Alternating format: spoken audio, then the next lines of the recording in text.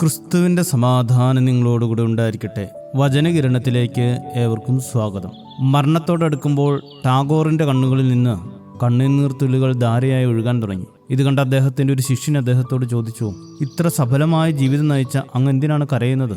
അങ്ങയെപ്പോലെ ധന്യമായ ജീവിതം നയിക്കാനാണ് ഏവരും ആഗ്രഹിക്കുന്നത്. അപ്പോൾ ടാഗോർ താൻ എഴുതിയ വരികളിലേക്ക് വിരൽ ചൂണ്ടി. അതിങ്ങനെയായിരുന്നു: പാടണമെന്ന് ഇന്നയോളം ഓർത്ത ഗാനം ഞാൻ പാടിയില്ലല്ലോ.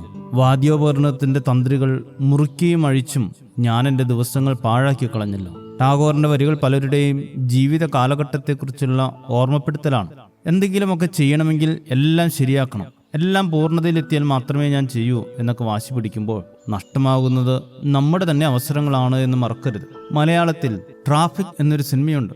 ഹൃദയമാറ്റ ശസ്ത്രക്രിയയ്ക്കായി ഹൃദയവുമായി പോകുന്ന വാഹനത്തിന് പൈലറ്റ് പോകാൻ ആവശ്യപ്പെടുമ്പോൾ സങ്കീർണതകളെക്കുറിച്ച് പറയുന്ന പോലീസ് കമ്മീഷണറോട് ജോസ് പ്രകാശിന്റെ കഥാപാത്രം പറയുന്ന ഡയലോഗ് മനോഹരമാണ്. തടസ്സങ്ങളുണ്ടാകും.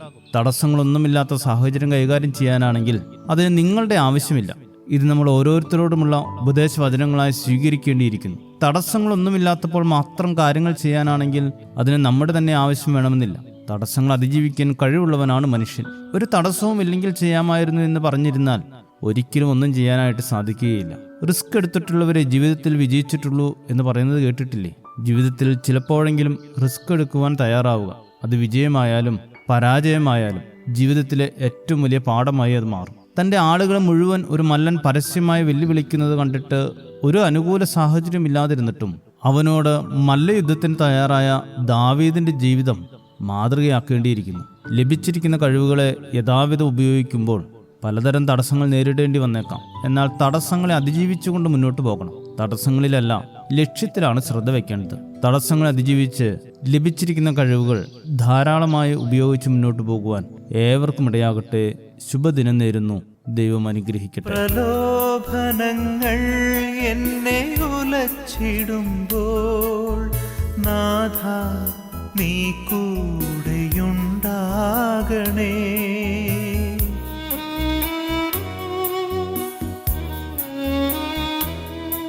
പ്രലോഭനങ്ങൾ എന്നെ ഉലച്ചിടുമ്പോൾ നാഥ നീ കൂടെയുണ്ടാകണേ.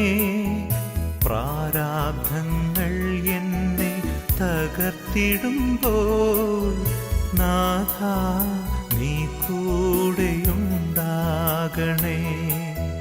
പ്രാരാബ്ധങ്ങൾ എന്നെ തകർത്തിടുമ്പോൾ നാഥ നീ കൂടെയുണ്ടാകണേ. പ്രതിസന്ധികളിൽ ഞാൻ തളർന്നിടുമ്പോൾ നാഥ നീ കൂടെയുണ്ടാകണേ.